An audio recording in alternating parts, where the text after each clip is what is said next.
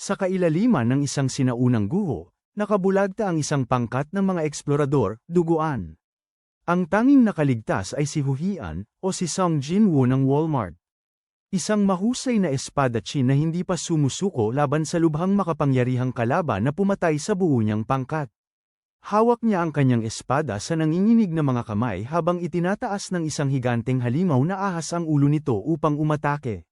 Kaya tumakbo siya sa gilid habang sumusugod ang halimaw na ahas patungo sa kanya, at pagkatapos ay lumukso ng mataas upang magpakawala ng matinding hampas dito.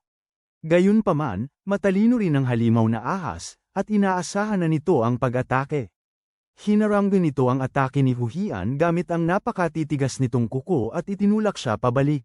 Si Huhian ay tumakbo patungo sa pader upang akitin ang halimaw sa kanya, at pagkatapos ay sumugod dito ng buong lakas. Binuka ng halimaw ang malawak nitong bibig upang lamunin siya ng buo, ngunit sa huling sandali, napansin nito ang isang asul na aura na bumabalot sa espada ni Huhian. Agad na nalaman ng halimaw na mapanganib ang atake, kaya't hinampas nito si Huhian palayo gamit ang buntot. Umubos siya ng dugo at tumama sa pader, ngunit nagising bago pa muling umatake ang halimaw. Tumakas siya sa gilid at natuklasan na nakasiksik ang ulo ng halimaw sa pader, at ito na ang gintong pagkakataon niya upang tapusin ito. Lumundag siya at inilabas ang kanyang buong lakas sa pamamagitan ng kanyang espada upang itarak sa ulo ng ahas. Ngunit, hindi kinaya ng kanyang espada ang kapangyarihang dumadaloy dito at nabasag sa gitna. Naiwan ang talam sa ulo ng ahas, si Huhian ay tumilapon palayo dahil sa pagsabog, at hindi niya nabalik ang kanyang balanse sa oras na makawala ang ahas at kinagat ang kanyang binti. Sumigaw sa sakit si Huhian at pinaghahampas ng paulit-ulit ang mata ng ahas gamit ang kanyang sirang espada, ngunit hindi ito sapat upang patigilin ito. Ang ahas ay patuloy na dinadakma ang kanyang binti na parang laruan, at pagkatapos ay ibinagsak siya sa lupa. Patuloy na sinasaktan ng ahas ang mga binti ni Huhian habang sumisigaw ito sa sakit, iniisip na ayaw niyang mamatay ng ganito. Isinusumpa niya ang isang lalaking nagngangalang Tijon dahil sa ginawa nito sa kanya at naaalala kung paano siya ipinadala sa misyong ito na may pangako ng malaking pabuya. Ngunit ang tanging nakuha niya sa huli ay malagim na kamatayan. Gumagapang pa rin siya patungo sa kanyang espada sa sandaling makawala siya sa pagkakahawak ng ahas, ngunit pagkatapos ay napagtanto niya na anuman ang gawin niya, hindi niya na mababago ang kalalabasan ng laban na ito. Nagsimula siyang tumawa at sinabi sa ahas na tapusin na ito kagad at agad siyang sinakmal nito. Gayunpaman, hindi umabot sa kanya ang atake ng ahas, at sa halip, may narinig siyang boses na nagrereklamo na masyado siyang maingay. Pagdilat ni Huhian, nakita niya na tumigil ang oras sa paligid niya, at pagkatapos ay narinig niya muli ang boses. Inaakala niyang isa itong nagsasalitang relikya at sumisigaw na marami na siyang nakitang ganoon noon. Sinasabi niya sa relikya na hindi mahalaga kung aling Diyos ito pag-aari, at hinihiling dito na paalisin ang ahas at hayaan siyang makaalis mula sa lugar na ito. Tinawanan siya ng boses at tinanong kung sa tingin niya ay makakaalis siya sa lugar na ito kahit talunin pa ang ahas. Doon tiningnan ni Huhian ang kanyang mga binti o kung anuman ang natira sa mga ito. Sinasabi ng boses na mamamatay siya sa pagkawala ng dugo kahit pa makapaggapang siya palabas sa lugar na ito, na nakakahiya dahil isa siyang talentadong tao, ipinanganak lang sa maling panahon. Sumisigaw si Huhian na ayaw din niyang mabuhay ng ganito, ngunit wala siyang kontrol kung paano umusad ang kanyang buhay. Muli niyang sinusumpa ang lalaking nagngangalang Tijen at sumusumpa na papatayin niya ito anuman ang mangyari. Nagustuhan ng boses ang sigasig ni Huhian kahit 12 minuto na lang ang natitira bago siya mamatay, at nagsimula itong bumaba mula sa kisame. Nakita ni Huhian ang isang uwak na may 4 na mata na lumilipad pababa mula sa nagniningas na gininto ang liwanag, na nagpasya na bigyan siya ng pagkakataon. Sinabi ng uwak sa kanya na pumunta at kunin ang trono ng tunay na hari kung kaya niya, at pagkatapos ay nagpakawala ng bugso ng enerhiya sa kanya. Naramdaman ni Huhian ang di mailarawang sakit habang ang kanyang nawawalang mga binti ay muling tumubo ng isang iglap, at nang idilat niya ang kanyang mga mata, siya ay labis na naguluhan kaya hindi niya napagtanto na mayroon na siyang mga binti at nakalabas na siya ng piitan. Nagtataka siya kung ano ang kinalaman sa uwak na nagsabi sa kanya na angkinin ang trono ng tunay na hari, at pakiramdam niya ay isa itong mataas na uri ng relikya. Bigla, Natanto niya na bumalik ang kanyang mga binti at buhay siya at lubos na malusog. Lumingon siya para makita ang maraming galit na pulis na nakatitig sa kanya, habang ang isang babae ay nagrereklamo na sinaktan niya ang kanyang anak ng walang dahilan. Nagtataka si Huhian kung ano ang nangyayari at bakit siya narito, habang sinusubukan siyang tanungin ng opisyal sa harap niya. Hindi siya makapag-focus sa mga tanong nito at nagtataka kung pinapanaginip lang siya ng uwak ng isang bagay na napakatotoo. Naiirita ang opisyal nang hindi man lang sinasabi ni Huhian ang kanyang pangalan, at sinabing ito ay isang kakilakilabot na paraan para simulan ang taong 2025. Ito ang nagpagising kay Huhian mula sa kanyang malalim na pag-iisip, at tiningnan niya ang kalendaryo upang makita na ang petsa ay ika-1 ng Enero taong 2025. Ngunit hindi ito dapat mangyari dahil ang 2025 ay 15 taon na ang nakalipas. Na-realize ni Huhian na ipinadala siya ng uwak sa nakaraan upang bigyan siya ng isa pang pagkakataon, at nagsimula siyang ngumiti dahil ngayon ay kaya na niyang muling simulan ang kanyang buhay. Bigla, napansin niya ang Karen sa tabi niya, sinisigawan siya dahil sinaktan niya ang kanyang anak. At pagkatapos na mag-focus ng kaunti, naalala ni Huhian siya at ang kanyang pangit na anak. Ang batang lalaki ay nanggulo sa kanya noong high school at nang itulak niya ito, bumagsak ito sa lupa na parang manlalaro ng soccer at dinala siya sa istasyon ng pulis. Naaalala niya na noong nakaraang beses, humingi ang babae ng napakalaking halaga ng kabayaran, at dahil wala siyang pera, kinailangan niyang lumuhad at magmakaawa upang bawasan ang halaga. Habang malalim ang iniisip niya, sinabihan siya ng masungit na matandang babae na makinig kapag nagsasalita ang mga nakatatanda. Sinubukan niya siyang sampilan, ngunit automatikong gumalaw ang katawan ni Huhian at pinigilan ang kamay niya, na ikinagulat ng lahat. Gayunpaman, siya ang pinakanagulat nang makita na naaalala pa rin ang katawan niya kung paano lumaban. Nagpasya siyang gawin ang mga bagay ng iba sa pagkakataong ito at sinabi sa Karen na tumahimik dahil ang anak niya ang nagsimula ng away. Sinabihan niya na napakalaki ng hinihingi niyang kabayaran para sa pagsampal sa tanga niyang anak, at pinatunayan lang nito na ang mga mayayaman ang pinakaganid na tao sa planeta. Ikinagagalit ito ng anak ng babae, at sumugod siya kay Huhian, na agad na hinawakan ng kamao nito at pinahiga sa lupa. Habang sinasabi ng babae sa mga pulis na agad siyang arestuhin, sinimula ni Huhian na suriin ang kanyang sitwasyon. Gumagalaw ng napakahusay ang kanyang katawan, na nagpaunawa sa kanya na ang sakit na dulot ng relikya mula sa kanyang nakaraang buhay ay hindi pa tumatama sa kanya. Bukod pa rito, nararamdaman niya na lahat ng kasanayan sa pakikipaglaban na nalinang niya sa nakaraang 15 taon ay nasa kanya pa rin. Lubos siyang nasasabik tungkol dito, ngunit napagtanto niya na nagkamali siya sa pag-atake sa batang lalaki sa harap ng mga pulis, kahit na nakita ng lahat na ipinagtatanggol lang niya ang sarili. Hindi makaangal ang mga pulis sa Karen dahil may pera ito, at pinigil nila si Huhian. Patuloy siyang minura ng babae at sinabihan na pababangkarutin niya ang buong pamilya nito dahil sa pananakit sa kanyang anak. Ngunit hindi man lang alintana ni Huhian dahil malapit nang magbago ang mundo. Sa taong 2025, malalakas na lindol ang yumanig sa planeta at pagkatapos ay lumitaw ang mga libingan sa lahat ng dako. Sa loob ng mga libingan ay mga relikya mula sa mitolohiya at kathang-isip na nagkaroon ng anyo matapos maalala bilang mga kwento ng mga tao sa loob ng maraming siglo.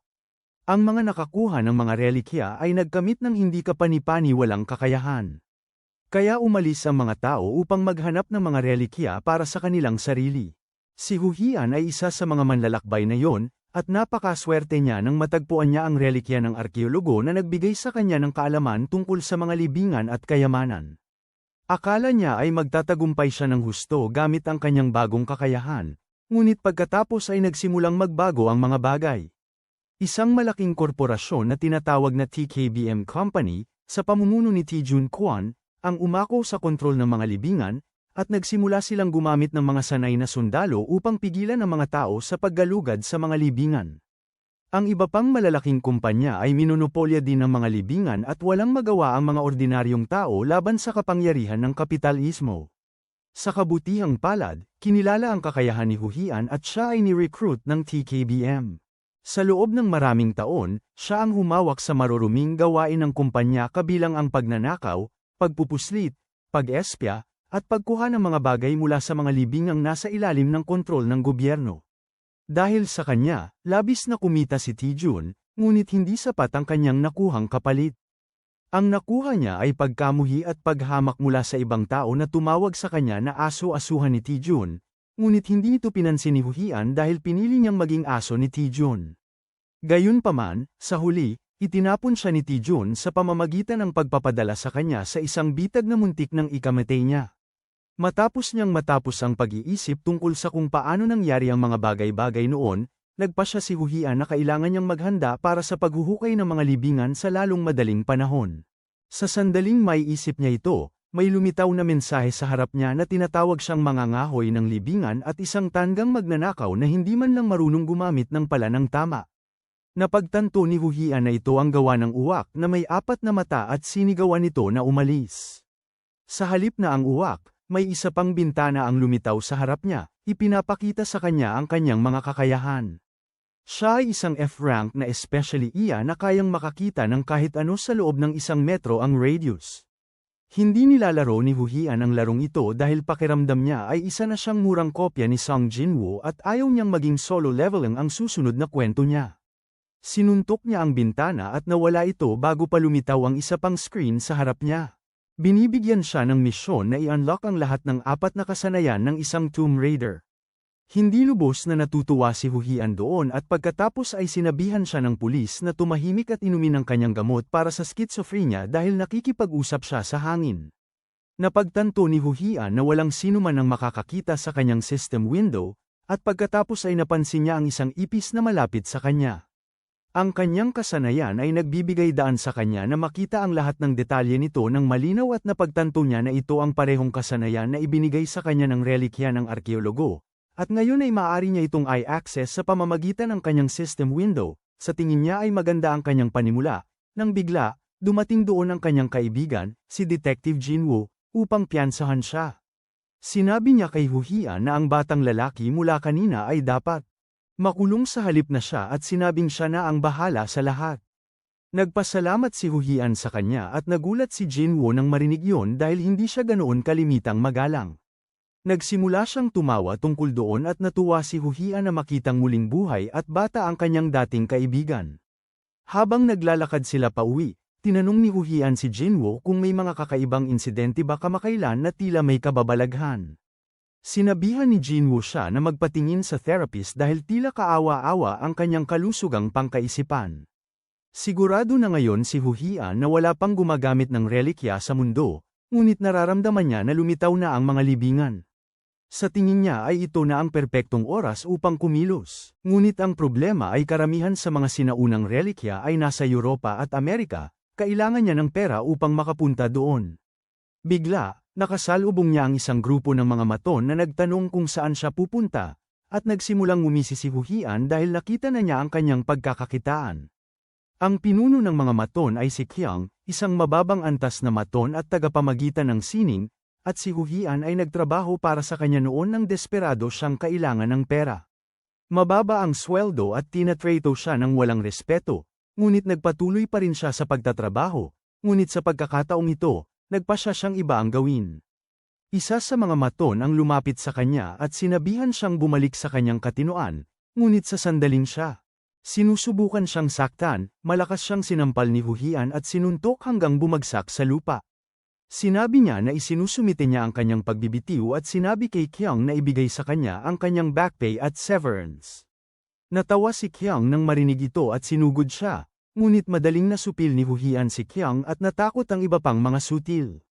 Nagpasya silang sabay-sabay siyang sugurin, ngunit madali rin silang natalo ni Huhian. Napagtanto niya na taglay pa rin niya ang lahat ng kanyang kakayahan, ngunit kulang siya sa lakas, kaya kailangan niyang tapusin ang mga bagay ng mabilis. Biglang bumangon si Kyung at kumuha ng gintong kutsilyo mula sa kanyang bulsa upang turuan siya ng leksyon. Sinabi ng kanyang tauhan na mag-ingat dahil delikado ang kutsilyo at kinilala ito ni Huhian bilang isang relikya. Nagtataka siya kung paano nakakuha ng relikya ang isang hamak na tulad ni Kyung, ngunit naisip niya na marahil ito ay isa sa mga relikya na nakatakas mula sa mga libingan at nakihalubilo sa lipunan ng tao. Gayunpaman, wala siyang pakialam doon dahil balak niyang agawin ang relikya mula sa lalaking iyon sa lalong madaling panahon.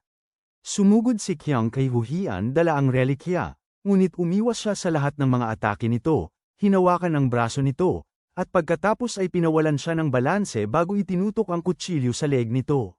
Dahil doon, tinanggihan ng kutsilyo si Qiang bilang may-ari nito, at agad itong nahulog sa mga kamay ni Hu Hian, na nagpasya na ipakita sa mga talunan kung paano gumamit ng isang relikya.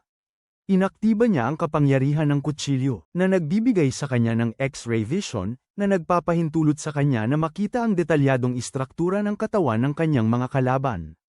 Una niyang sinipa si Qiang, na dahilan upang mapadpad ito sa dingding habang hindi man lang ito lumalaban, at pagkatapos ay sumugod sa kanya ang mga bata-bata.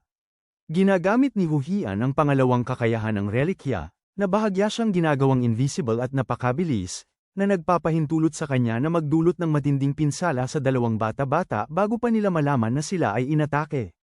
Labis na kinilabutan ng lahat dahil doon, at kaagad silang sumuko. Nang maglaon, sinabi ni Qiang sa kanyang amo na siya at ang kanyang buong gang ay lubos na natalo, at hindi siya pinaniwalaan nito. Galit na galit siya at tinanong kung paano niya hinayaan na mangyari yun at sinabi ni Qiang na si Hu Hian ay gumagalaw ng napakabilis. Mabilis at kumikinang ang kanyang mga mata kaya wala silang nagawa.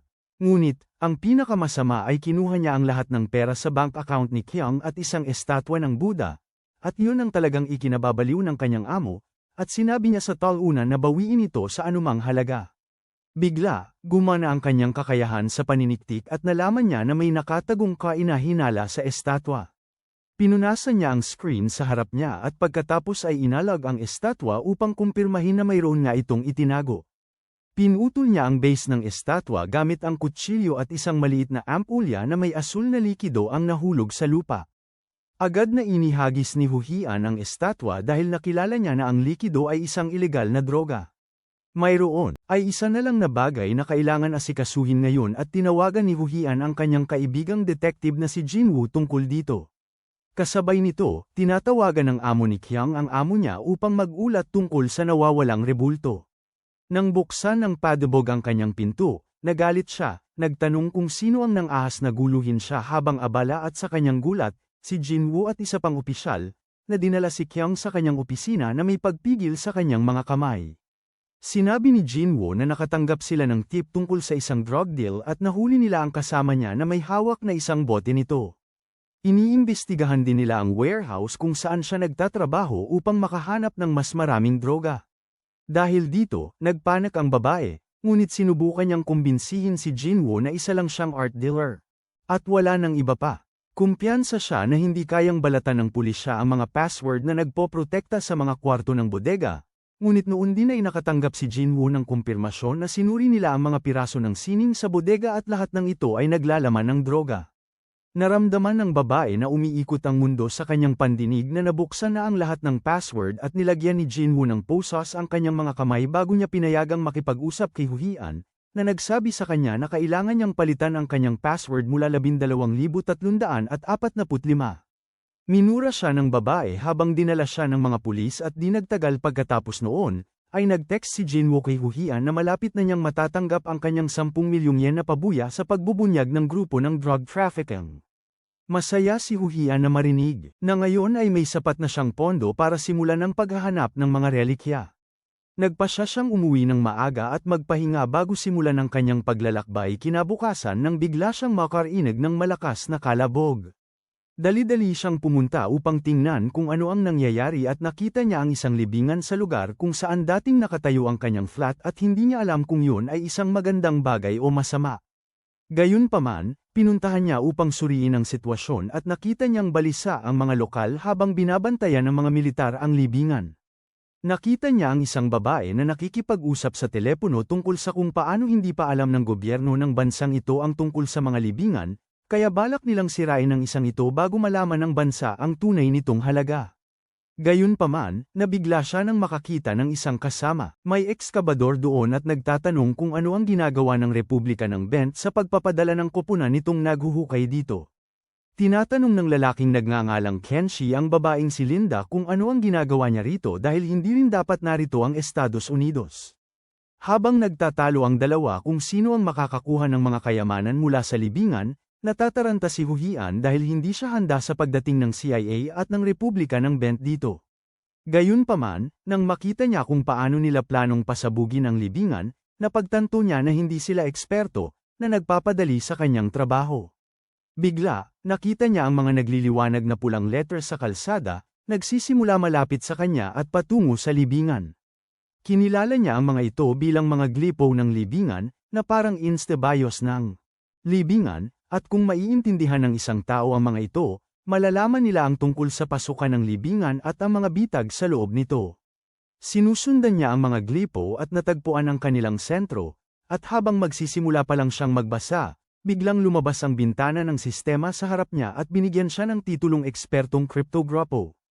Binuksan din ito ang kanyang kasanayang pangwika, linguistics, na may ranggong F na nagpapahusay sa kanyang pag-unawa sa lahat ng wika.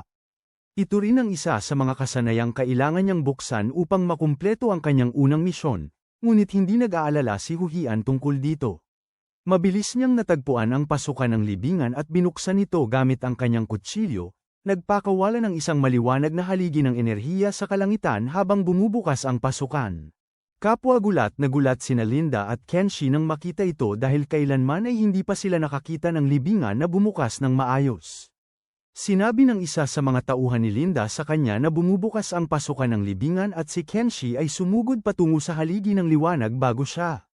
Sinundan siya ni Linda, at sabay silang tumalon sa isang butas sa lupa na naglalabas ng napakaraming enerhiya nang hindi nagdadalawang isip.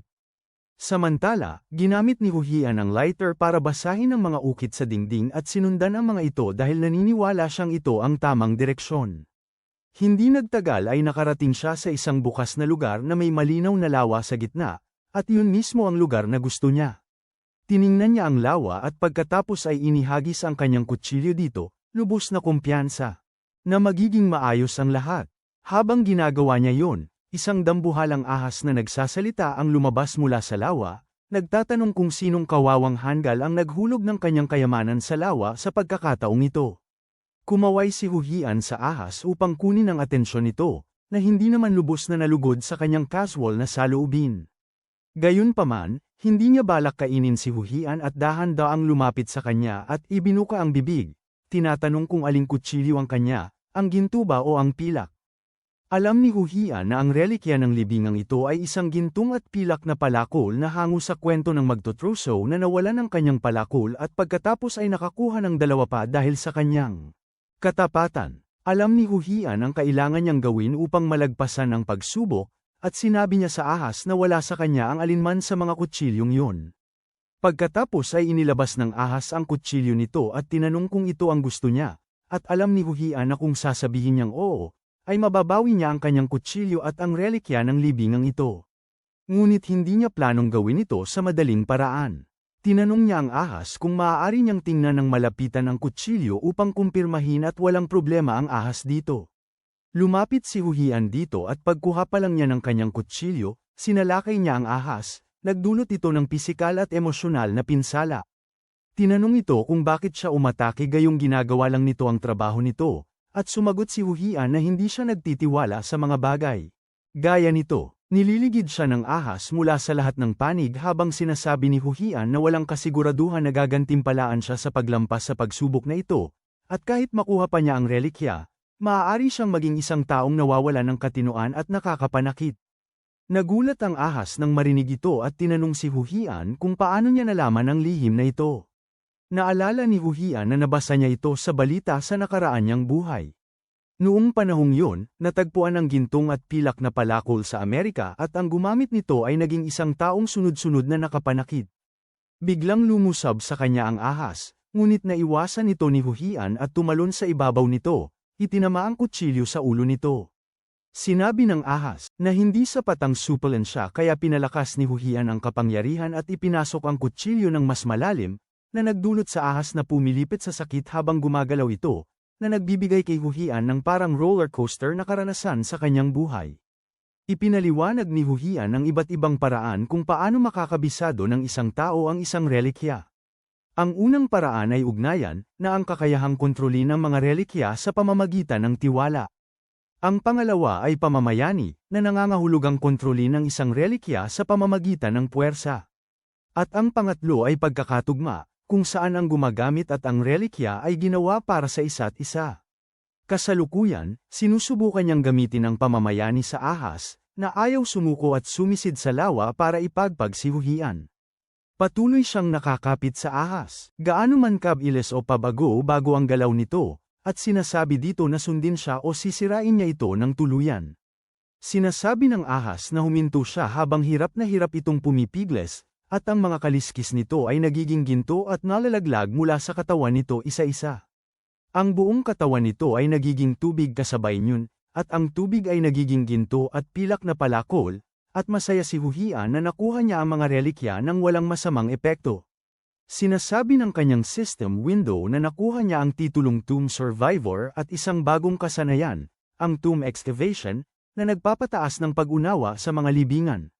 Masaya si Huhian dahil, ngayon, isa na lang ang kasanayang kailangan niyang i-unlock para sa quest, habang nagkakalkal siya sa mga screen upang matuto pa tungkol sa kanyang mga stats.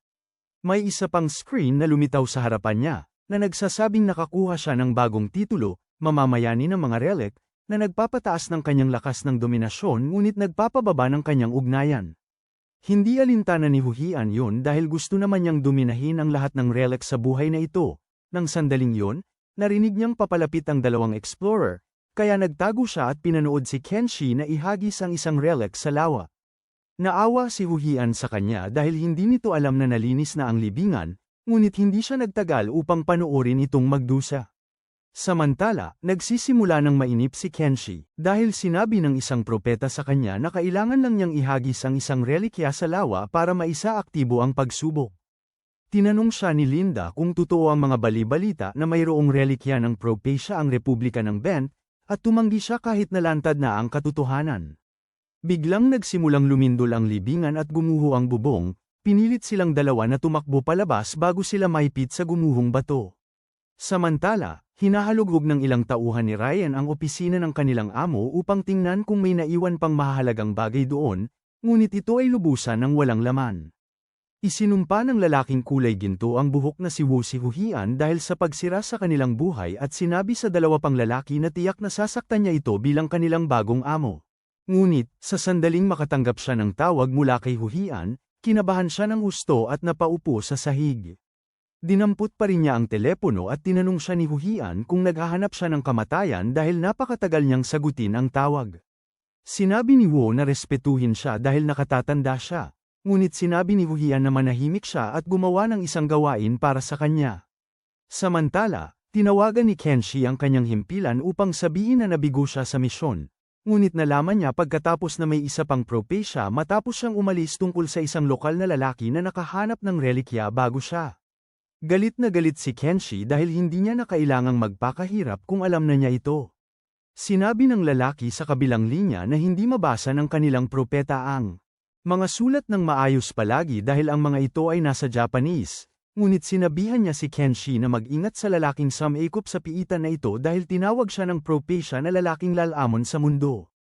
Kasabay nito, sinabi ni Huhian kay Wu na ang misyon niya ay makapasok sa pinakamalaking sikretong bahay subasta sa mundo na tinatawag na Midas at hanapin doon ang isang lalaking nagngangalang Jack Kamen. Tinanong siya ni Wu kung paano makakapasok ang mga ordinaryong tao na tulad nila sa bahay subasta, ngunit sinabi ni Huhian sa kanila na tila problema na nila iyon. Sinabi niya sa kanila na babayaran niya ang lahat ng gastos na kailangan upang makapasok sila sa bulwagan ng subasta kasama ang kanilang bayad, kaya hindi na nila kailangang mag-alala tungkol sa pera. Gayunpaman, kung hindi sila gumana, para sa kanya, pagbabantaan niya silang saktan ng malubha, at sapat na ang banta na yun para mapilitan ang mga goons na magtrabaho para sa kanya. Pagkatapos noon, naghanda si Huhian para manghuli ng mga relikya nang marinig niya ang balita na isa pang lalaki ang nagpakamatay. Kaya 4 na katao na sa nakaraang buwan. Hindi ito nakakagulat para kay Huhian dahil ganoon din ang nangyari noong nakaraan bago nagsimulang lumitaw ang mga libingan. Nagsimula siyang maglakad at aksidenteng nabangga si Kenshi, na nagsimulang pagsabihan siya tungkol sa magandang asal. Naalala ni Huhian ang kanyang mukha mula sa nakaraang pagsalakay sa libingan at nagpasya siyang manatili dahil alam niyang ang Republika ng Bent ay may relikya ng Propecia. Ibig sabihin, kung narito si Kenshi, may lilito na libingan. Malapit na rito, Nakikita rin niya na mayroong relikya si Kenshi dahil hindi man lang ito nagsisikap itago ang aura niya. Sinadya ni Huhian na baliwalain siya para inisin, at habang sinusubukan siyang pigilan ni Kenshi, inisprayan niya ng beer ang mukha at damit nito, na ikinagalit niya. Sinabihan siya ni Kenshi na magdasal para sa dry cleaning, ngunit sinagot siya ni Huhian na isa lang siyang estudyanteng kolehiyo na walang pera.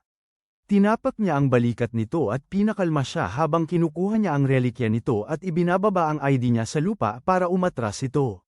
Sakto noon, nagsimulang lumindol ang lupa at dumilim ang langit, at napagtanto ni Huhian na isa pang libingan ang lumitaw sa malapit. Agad niya itong hinanap habang masaya si Kenshi na natupad ang isa pang propesya, ngunit bigla siyang tinawagan ng opisina.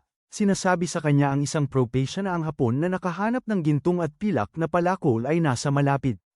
Nagulat si Kenshi nang marinig ito, ngunit habang naririnig niya ang pangalawang propesya na nagsasabing maging maingat siya sa alak, napagtanto niya na si Huhian ang hinahanap. Hindi nagtagal, ang lindol ay naging higit pa sa isang natural na kalamidad habang ang mga espada ay nagsimulang sumulpot mula sa lupa na parang mga damo, sinundan ng mga haligi ng liwanag na sumabog sa buong lungsod. Hindi ito kung ano ang inaasahan ni Huhian, ngunit habang sinusuri niya ang takot sa paligid at ang ligalig sa isip ng mga tao, napagtanto niya na ang relikya rito ay partikular na mapanganib. Sandali siyang nag-isip upang malaman ito, ngunit napagtanto niya na ang relic yung napapalibutan ng mga sirang espada ay ang espadang Muramasa.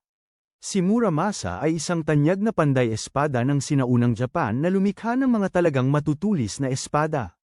Ang kanyang pinakadakilang gawa ay ginamit ng isang samurai na naging sanhi ng kamatayan ng isang buong pamilya, na nagdulot upang maging isinumpa ang espada. Naalala ni Huhian mula sa kanyang nakaraang buhay na ang puntod ng espada ni Muramasa ay partikular na mapanganib sa mga tao, at iyon ay totoo. Kahit ngayon, binibigyan siya ng babala ng sistema na ang mabangis na aura ng libingan ay humahapdi sa kanyang balat ngayon at nakita ni Huhian na totoo ito habang tinitingnan niya ang kanyang braso na nagsisimula ng manghapdi. Napagtanto niya na wala siyang oras na sasayangi at nagsimulang hanapin ang pasukan, ngunit sa kanyang takot. Ang libingan ay mas malaki kaysa sa inaasahan niya at siya ay pagod na bago pa man niya makita ang pasukan. Ninais niya na sana ay nanatili siya sa paligid ni Kenshi ng mas matagal dahil malalaman niya sana ang direksyon patungo sa pasukan at mapapadali ang kanyang trabaho. Saka, narinig ni Huhian ang sigaw ng isang babae at sinundan niya ito upang makita ang maraming tao sa isang hukay na may isang babaeng nagwawala. Pinakikiusapan siya ng lahat na kumalma, ngunit ang babae ay ganap na uhaw sa kapangyarihan kaya't na-unlock niya ang Byakugan. Napagtanto ni Huhian na nahawakan na ng relikya ang kanyang kalooban, at kung manakit siya ng sinuman, sila rin ay mapapasailalim din sa kapangyarihan nito. Bigla, napansin niya ang isang tulay na bumababa patungo sa butas at napagtanto na ito ay babukas lamang kapag may iniaalay na sakripisyo. Tinanong ni Huhian ang mga tao sa hukay kung isang hapon ang sanhi ng lahat ng ito at pagkatapos ay tumakas. Kinumpirma ng isang lalaki ang kanyang pagdududa at sinabing may isang lalaking may kadudadad ang hitsura na nagsimulang kumanta ng kakaibang kanta sa hapon at yun ang nagpabukas sa hukay. Pagkatapos ay itinulak sila ng lalaki sa loob at tumakas. Alam ni Huhian na mangyayari ito ngunit sa kabutihang palad, mayroon siyang bagong relikya na sa tingin niya ay kayang tulungan siya sa sitwasyong ito. Inilabas niya ang relikyang ninakaw niya kay Kenshi kanina. Ito pala ay isang pulse eres na lubid at isang panghimagas na matchay sa loob ng isang kaong salamin. Kinilala ito ni Huhian bilang ang relikya mula sa kwento ng magkapatid na naging araw at buwan. Isang tigre ang humabol sa kanilang ina na inalok siya ng cake na matchay para iligtas ang buhay nito. Pagkatapos ay nilusob ng tigre ang kanyang mga anak, ngunit isang lubid ang bumaba mula sa langit upang iligtas sila. Biglang, sinabi sa kanya ng sistema na na-unlock niya ang ikaapat na kasanayan upang makapasa sa kanyang misyon. Ang kasanayan ay Nimble Fingers na nagpapahintulot kay Huhian na malaman kung paano gamitin ang isang item sa pamamagitan lamang ng paghawak nito. Dahil doon, nakumpleto niya ang kanyang misyon at naging ganap na manghuhukay ng libingan mula sa isang baguhan at sinabi sa kanya ng sistema na makukuha niya ang kanyang gantimpala kapag nakatakas na siya sa libingan na ito. Hindi na mas sasaya pa si Huhian sa tiyempo at nagpasya siyang magdiwang sa pamamagitan ng pagtalon sa hukay at pagharap sa dalagitang nagwawala. Sinalakay siya nito ng matinding galit ngunit madaling naiwasan ni Huhian ang lahat ng kanyang atake at naitulak siya pabalik. Ginamit niya pagkatapos ang Pulse Ares na lubid at pinainit ito sa dalagita, pinigil ang kanyang paggalaw at pinalaya siya mula sa kapangyarihan ng relikya. Tinatanong niya pagkatapos ang mga tao kung saan nagpunta ang Hapon na nagpasimula ng lahat ng ito at sinabi nila sa kanya na umakyat ito sa tulay at nagtungo sa mga gusali. Napagtanto ni Huhian na alam ng lalaki ang lahat tungkol sa libingan salamat sa prophetikong relikya at tiyak na papunta siya sa pasukan. Saka naman tinanong siya ng babae kung may magagawa siya sa lubid na humihigpit sa mga hindi tamang bahagi. Ibinabalik ni Huhian ang lubid sa kanyang kamay at pagkatapos ay humarap sa mga tao sa hukay, na nagsasabing pagkalabas nila, tulungan siya nilang hulihin ng Hapon na nagplano ng lahat laban sa kanila. Samantala, si Kenshi ay naglalakad sa tulay at sinusubukang hanapin ang butas kung saan dapat naroon ang relikya. Hindi nagtagal ay nakita niya ang hinahanap niya at dumausdos paloob. Sa pag-aakalang perpekto ang lahat, natagpuan niya ang lokasyon ng relikya, na asikaso ang lahat ng saksing hahadlang. At ngayon, ang natitira na lang ay makuha niya ang talam ng Muramasa. Kapag nakuha niya yun, balak niyang diretsyong puntahan si Huhian at turuan ito ng leksyon dahil tiwala siyang kapag nasa kanya na ang talam ng Muramasa, siya ay magiging walang kapagalan.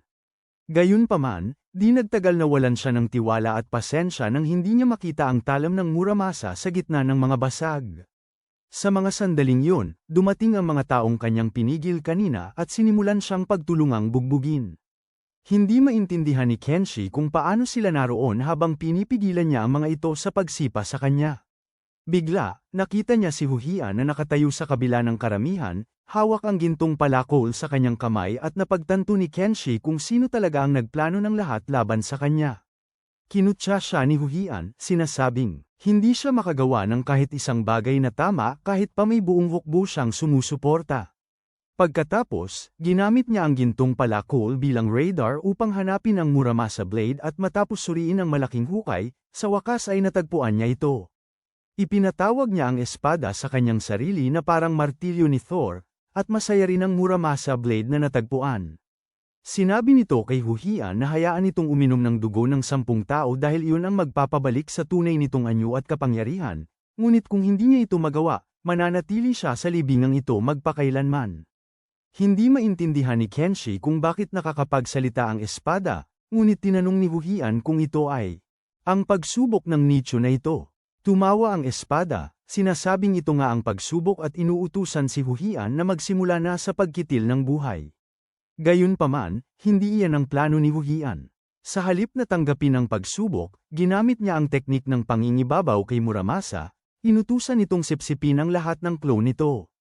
Sinasabi ng sirang espada na itigil niya ang katangahan dahil sa kabila ng matigas na pananalita at pag-akto bilang isang kontrabida, hindi ito makalaban sa pangingibabaw ni Huhian.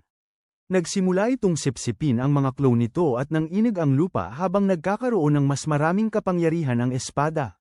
Nagkagulo ang mga tao, ngunit di nagtagal, bumalik sa normal ang lahat habang hawak ni Huhian ang naayos na talam ng Muramasa sa kanyang kamay, na naglalabas ng asul na apoy. Si Kenshi ay natulala sa pagkakita ng isang tao na kumokontrol ng isang relikya na tulad nito, at nang magsimulang umakyat ang mga tao palabas ng hukay gamit ang lubid, sumama rin siya ng palihim, nakita siya ni Huhian at tinawag, na sinasabing hindi siya maaaring sumama sa iba.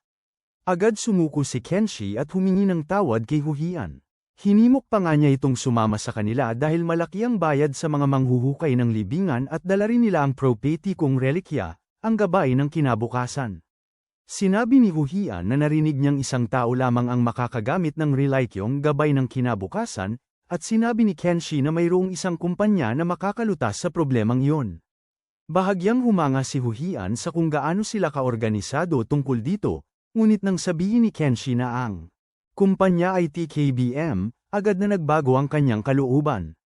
Doon mismo, lumabas ang lahat ng sibilyan at sinabi kay Huhian na siya na ang susunod. Agad niyang sinipa si Kenshi sa tiyan at iniwan siyang naiwan sa hukay habang umaakyat siya.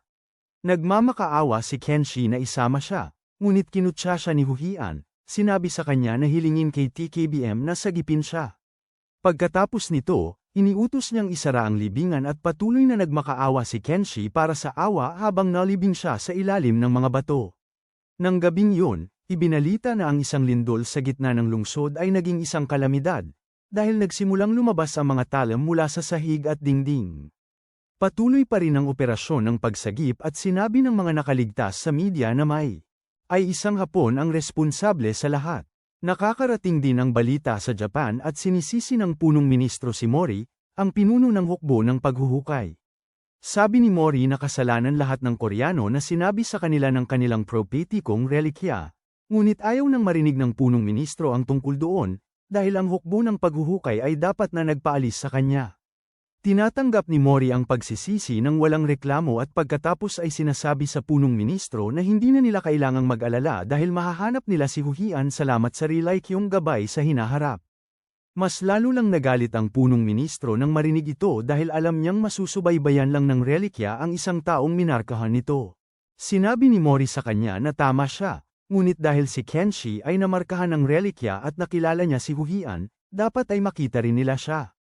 Sinabi ng punong ministro sa kanya na gawin ang kinakailangan, kahit na naiinis pa rin siya na sinira ng mga aksyon ni Juhyun ang reputasyon ng kanyang bansa. Kasabay nito, si Huhian ay nasa banyo ng isang hotel, sinusuri ang kanyang mga sugat mula sa paghuhukay ng libingan kanina. Nakita niya ang mga sunog na marka sa kanyang bisig at naintindihan na ito ang epekto ng pagtatangka niyang kontrolin ang Muramasa Blade dahil kapag mas malakas ang isang relikya, mas malaking pinsala ang idudulot nito sa sinumang pilit na susubuking kontrolin ito. Naisip ni Huhian na hindi niya ito maaaring ipagpatuloy o mapupunta siya sa isang ospital. Napakabilis ng bigla, lumabas ang window ng sistema para sabihin sa kanya ang tungkol sa kanyang gantimpala sa pagkumpleto ng quest ngayong nakalabas na siya sa libingan. Tinanong siya ng window kung ano ang kanyang pamamaraan sa hinaharap, at mayroon siyang dalawang pagpipilian. Maaari niyang piliin ang landas ng pagkakaugnay o ang landas ng pamamayani, at sa kabila ng kanyang mga alalahanin tungkol sa pamamayani na makakaapekto sa kanyang kalusugan, walang duda si Huhian na ito ang gusto niyang gawin. Pagkagawa niya ng kanyang desisyon, sinabi ng sistema na maaari na niyang makuha ang kanyang gantimpala ngayon. Sabik si Huhian na makita kung ano ang kanyang makukuha, ngunit nang walang nangyari, nagsimula siyang mainip. Sinimulan niyang hanapin ang gantimpala sa bawat sulok ng banyo, ngunit pagkatapos ay may nakita siya sa kanyang bulsa. Inilabas niya ang isang maliit, may kantab na tableta at nalaman na ito ay isang relikyang uri ng pagkain na maaaring kainin. Nagtataka si Huhian kung dapat niya itong kainin at kung mapagkakatiwalaan niya ba ito. Gayunpaman, sabi niya, kung mamatay siya at nilunok ang Paeldores. Lumabas na napakapait nito. Ngunit sa sandaling lunukin niya ito, ganap na gumaling ang mga sugat ni Huhian. Binati siya ng sistema sa pagkuha ng kanyang gantimpala. Hindi lamang siya nakarecover mula sa pinsala sa panahon ng labanan para sa dominasyon, nagkaroon din siya ng bagong kasanayan na tinatawag na tolerance na magpapalakas sa kanyang resistensya sa pagkalason mula sa relikya. Napagtanto ni Huhian na ito ay isang napaka-epektibong kasanayan dahil ngayon ay hindi na niya kailangan mabahala na masyadong masaktan mula sa mga labanan para sa dominasyon. Iniisip niya kung ang uwak ang nasa likod nito, ngunit gaya ng dati, wala siyang nakuhang sagot. Sinusubukan niyang malaman kung bakit malaki ang naitulong sa kanya ng relikyang uwak nang muling lumabas ang system window sa kanyang mukha, na nagsasabing siya ay namarkahan ng isang S-rank na relikya at binabasa ang kanyang kinabukasan. Napagtanto ni Huhian na ang S-rank na relikya ay ang gabay sa hinaharap at sinisiyasat na siya ng gobyerno ng Hapon. Alam niya ang tungkol sa gabay sa hinaharap, na batay sa isang alamat tungkol sa isang aklat ng mga propesya mula sa sinaunang Hapon. Sa halip na lumikha ng mga libingan, kusang hinahanap ng relikya ang mga may-ari nito, tulad ng nangyari kay Sasaki sa nakaraang buhay ni Huhian. Sigurado siya na ang parehong estudyanteng babae ang may hawak ng gabay sa hinaharap sa pagkakataong ito rin. Sa nakaraang buhay, nilapitan ng gobyerno ng Hapon si Sasaki. Sa sandaling nahanap niya ang relikya at hindi nagtipid para mahikayat siya. Gayunpaman, hindi magaling si Sasaki sa pag-aaral at hindi niya gaanong maintindihan ng maayos ang mga propesya sa sinaunang Hapon. Sa huli, napahamak siya dahil sa isang makapangyarihang lalaki na nakakuha ng kontrol sa gabay sa hinaharap. Nagpasya si Huhian na gawin ang mga bagay ng naiiba sa pagkakataong ito at agad siyang sumakay ng eroplano patungong Hapon. Samantala, tahimik na tinatamasa ni Sasaki ang kanyang buhay nang sabihin sa kanya ng kanyang manager na oras na para basahin ang gabay sa hinaharap.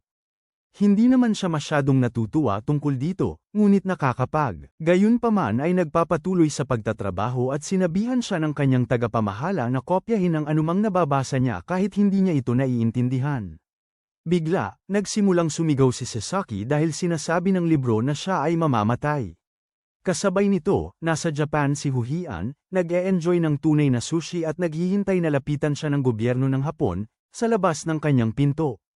Ang mga sundalo ng hukbong naghuhukay ay handa ng kumilos, ngunit bago iyon, gusto nilang ipadala si Sasaki na may dalang karagdagang sushi. Kinakabahan siyang nagtanong kung bakit siya pa ang pupunta para pagsilbihan ng lalaking narito para manakit sa kanya. Ngunit sinabi nila sa kanya na kailangan lang niyang mapuno ang lalaki ng marka mula sa kanyang relikya. Siniguro nila sa kanya na hindi alam ng lalaki kung sino siya kaya wala siyang gagawing masama sa kanya. At kinakabahang pumasok siya. Ngunit sa sandaling tumingin siya kay Huhian, nahulog ang loob niya dahil ang tipo niya ay kahit sino mang kahawig ng K-pop idol. Nakita ni Huhian ang kanyang aura at naghanda upang harapin siya gamit ang kanyang espada at inutusan ng hukbo ng paghuhukay ang mga sundalo na sumugod at iligtas si Sasaki sa kanilang pagkabigla. Isinara ni Sasaki ang pinto sa kanilang mukha dahil gusto niyang mapag-isa kasama ang kanyang crush, at ipinakita niya rito ang isang text message para patago siyang sabihan na nahulog ang loob niya rito sa unang tingin. Nagulantang si Huhian sa nangyayari, ngunit mas maganda ito kaysa sa nauna niyang plano at pumayag siyang sumama sa isang date kasama si Sasaki para nakawin ang kanyang future guide. Samantala, nagpasya ang mga sundalo na pasukin at iligtas ang kanilang kasamahan, ngunit sa sandaling iyon, nasira ang pinto sa kanilang harapan at sa sumunod na sandali ay nakita na lang nila ang kanilang sarili na nakagapos at nakasuspinde sa bubong.